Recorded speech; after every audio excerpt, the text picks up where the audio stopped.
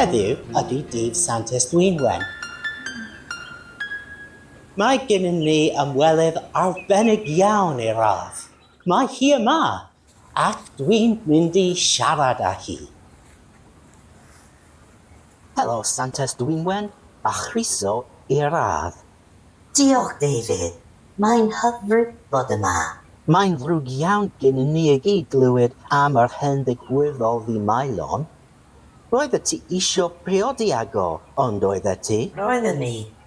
Roedd ond dyn hyfryd. Wel, fel arfer, y dyn a'r plentyn yn y lygaid oedd o. Ond doedd fy nhad ddim yn ei licio fo. A dy dadi oedd Brenin Bryceiniwch. Ie, roedd o. Ac roedd Maelon yn flin iawn amdano fo. Ac fo aeth yn flin iawn i fi. Fedrai Maelon fod yn gas weithiau. Mi nes i grio fy hun i gysgu. A daeth ysbryd at y fi, a deud fydd Maelon ddim yn fy mhoeni fi eto, achos ei fod wedi cael ei droi'n iach. Pobl bach. Wni, mae 100 o erau am era ddim yn ddigon i ddisgrifio'r hyn y ddigwyddodd i fy mhrenin ymynedd. Mor ofnadwy, ond clywais i bod Dyw wedi rhoi 3 dymuniad i ti. Cywir. Dydy o ddim fel arfer yn cynnig cyflawni dymuniadau. Mae genies yn gwneud hynny. Beth bynnag, mi nes i ofyn am Maelon gael ei adnedd.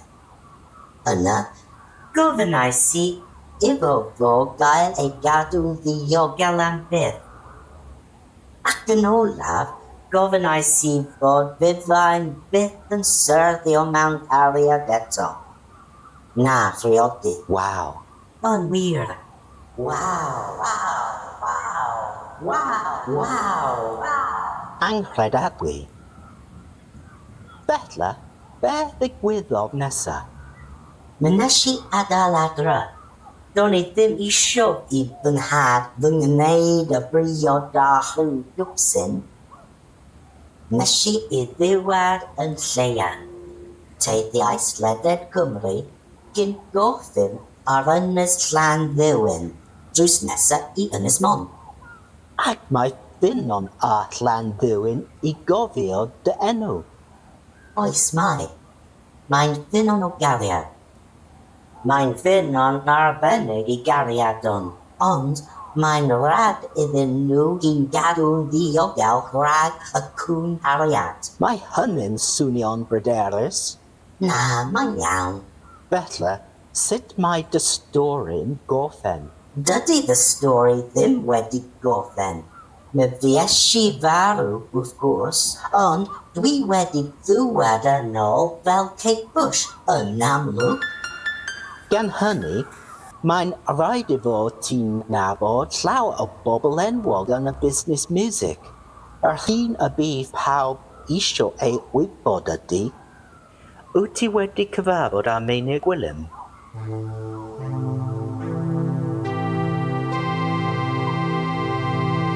Dwi'n yn cofio. Santes Dwynwen, diolch yn fawr. Diolch yn fawr. Meg Stevens oedd hwnnw, ond oedd o?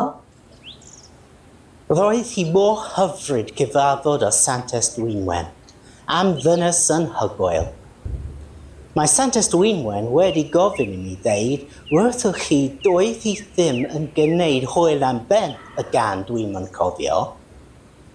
Mae hi'n deud ei bod hi'n gad brydferth ac ystilon iawn. Dwi'n cytuno.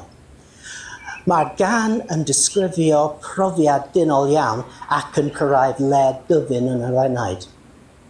Os da chi isio clywed dwi'n yn cofio gan Mae Dwynwen, mae Dolen iddi isod. Mae Dolen i diolch yn fawr gan Mike Stevens hefyd.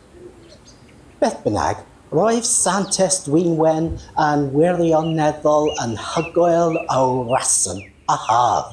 Roedd hi'n fi atgoffa o fy mam. Dwi erioed wedi gweld dynes fwy deiniadol. Tan y tro nesaf. Hwyl.